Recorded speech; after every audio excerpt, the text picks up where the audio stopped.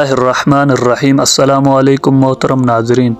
حضرت ادریس علیہ السلام کے زمانے میں انسان بہت بدعمل ہو گئے تھے۔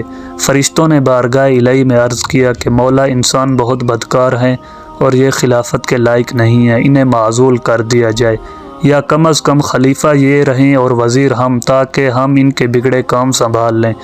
خداوند متعال کا ارشاد ہوا کہ اس کو غصہ اور شہوت دیا گیا ہے، جس سے زیادہ گناہ کرتا ہے، اگر یہ چیزیں تمہیں مل جائیں تو تم لوگ بھی گناہ کرو گے۔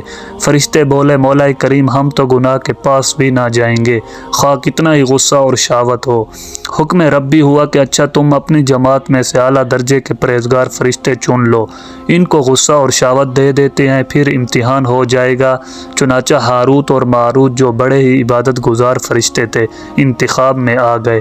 حق تعالیٰ نے ان کو یہ چیزیں یعنی غصہ اور شہوت دے کر شہر بابل میں اتار دیا اور فرمایا کہ تم قاضی بن کر لوگوں کا فیصلہ کیا کرو اور روزانہ اسم اعظم کے ذریعے شام کو آسمان پر آ جایا کرو۔ یہ دونوں 1 مہینہ تک ایسے ہی آتے جاتے رہے۔ اتنے عرصے میں ان کے عدل و انصاف کا عام چرچا ہو گیا اور بہت مقدمے ان کے پاس آنے لگے۔ ایک روز ایک نہایت حسین و جمیل عورت، جس کا نام زہرا تھا، یہ ملک فارس کی رہنے والی تھی، اس نے اپنے خاوند کے خلاف مقدمہ دائر کیا۔ یہ دونوں اسے دیکھتے ہی عاشق زار ہو گئے اور اس سے برے کام کی خواہش کی۔ اس نے کہا، میرا دین کچھ اور ہے اور تمہارا دین کچھ اور اختلاف ہوتے ہوئے یہ نہیں ہو سکتا۔ نیز میرا شوہر بہت غیرت مند ہے، اگر اسے خبر لگ گئی تو مجھے قتل کر دے گا، لہٰذا پہلے تو آپ میرے بت کو سجدہ کرو، پھر میرے شوہر کو قتل کرو، پھر میں تمہاری اور تم میرے۔ انہوں نے انکار کر دیا۔ وہ چلی گئی، مگر ان کے دل میں اس کے عشق کی آگ بھڑک گئی۔ آخر اسے پیغام بھیجا کہ ہم تیرے گھر آنا چاہتے ہیں۔ سر آنکھوں پر یہ دونوں اس کے گھر پہنچ گئے۔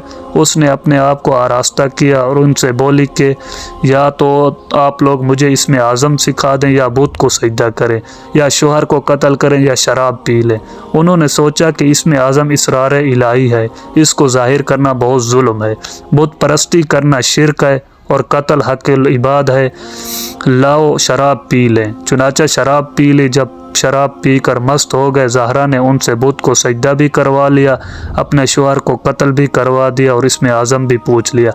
زہرا تو اسم اعظم پڑھ کر صورت بدل کر آسمان پر پہنچ گئی۔ حق تعالیٰ نے اس کی روح کو زہرا ستارے سے متصل کیا اور اس کی شکل زہرا ستارے کی طرح ہو گئی۔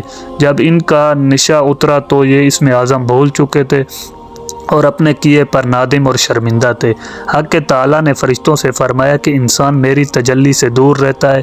یہ دونوں شام کو حاضر بارگاہ ہوتے تھے، پھر بھی شہوت اور سے مغلوب ہو کر سب کچھ کر بیٹھے۔ اگر انسان سے گناہ سرزد ہوتا ہے تو کیا تعجب۔ تمام فرشتوں نے اپنی خطا کا اقرار کیا اور فرمایا کہ خداوند متعال سے کہ جو چیز آپ جانتے ہم نہیں جانتے۔ پھر یہ دونوں حضرت ادریس علیہ السلام کی بارگاہ میں حاضر ہوئے اور شفاعت کے طالب ہوئے۔ آپ نے ان کے حق میں دعائے مغفرت کی۔ بہت روز کے بعد حکم الہی آیا کہ ان کو اختیار دیجیے کہ یہ یا تو دنیاوی عذاب قبول کر لیں یا آخرت کا۔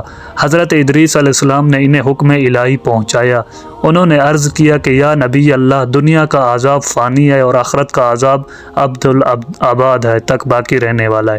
ہم کو دنیاوی عذاب منظور ہے۔ چنانچہ حق تعالیٰ نے فرشتوں کو حکم دیا کہ ان دونوں کو لوہے کی زنجیروں میں جکڑ کر بابل کے کنویں میں اوندا لٹکا دیں، اور اس کنویں میں آگ بھڑک رہی ہے اور یہ لٹکے ہوئے ہیں۔ فرشتے باری باری سے ہر وقت ان کو کوڑے مارتے ہیں، سخت پیاس سے ان کی زبانیں باہر لٹکی ہوئی ہیں، اور یہ عذاب قیامت تک ایسے ہی شدید رہنے والا ہے۔ دوستو، اگر اس طرح کی مزید ویڈیو دیکھنی ہے تو ہمارے چینل کو سبسکرائب کریں۔ شکریہ۔